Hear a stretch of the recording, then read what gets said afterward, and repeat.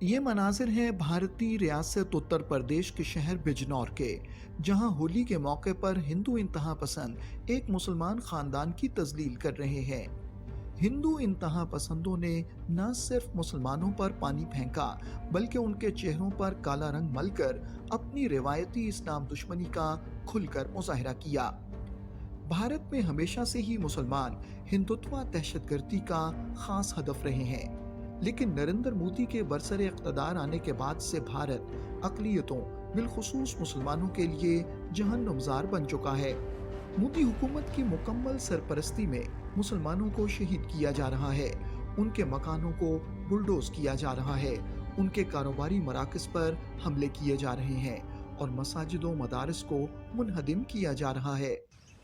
Human rights groups have recently raised concerns about what they say are illegal demolitions targeted specifically at Muslim homes, businesses and places of worship in different parts of India.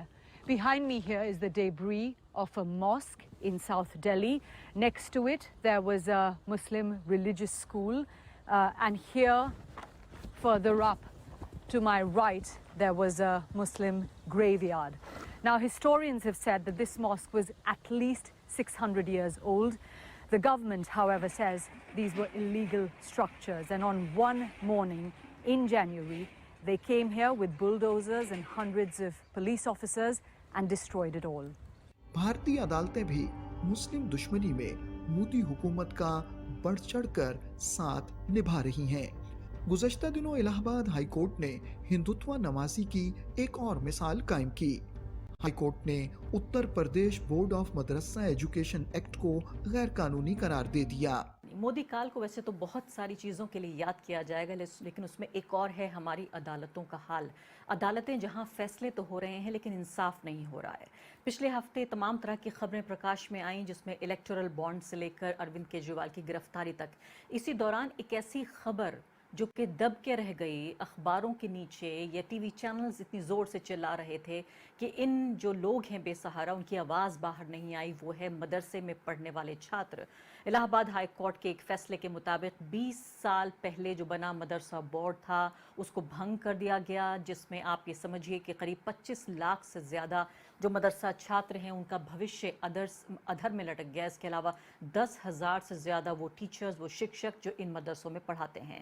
تو الہ آباد high court کا یہ فیصلہ ہے جس میں اتر پردیش مدرسہ ایکٹ جو کہ 2004 میں بنا، 20 سال بعد اچانک اس کو غیر سنویدھانی قرار دے دیا گیا اور کہا گیا کہ سنویدھان کا جو سیکولرزم کا یعنی دھرمنرپیکشتا کا جو سدھانت ہے اس کی اوہیلنا کرتا ہے کہ ایک دھرم کی پڑھائی ایک اسکول میں کی جا رہی ہے، ان اسکولوں میں ہو رہی ہے۔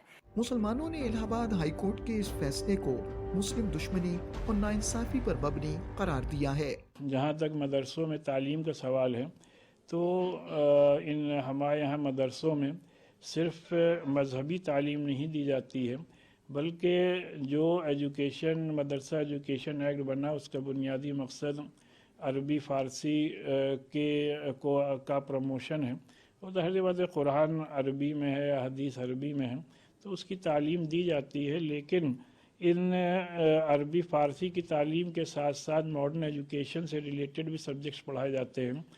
زیادہ تر مدرسوں میں جہاں انگلش ہو، ہندی ہو، کمپیوٹرز ہو، سائنس ہو، میتھس ہو، سب کی تعلیم دی جا رہی ہے، اور ان مدرسوں سے فارغ جو طلبہ ہیں، جو اسٹوڈنٹس ہیں، وہ نہ صرف یہ کہ بڑے بڑے علماء دین ہوئے ہیں بلکہ IAS IPS آفیسرز اور بڑی بڑی یونیورسٹیز میں لیکچرر اور ہیڈ آف ڈپارٹمنٹس بھی ہوئے ہیں، وائس چانسلرز بھی ہوئے ہیں۔ بھارتی اقلیتیں بالخصوص مسلمان یہ سوال پوچھنے میں حق بجانب ہیں کہ عالمی برادری آخر کب تک ہندوتوا دہشت گردی پر خاموشی اختیار کیے رکھے گی۔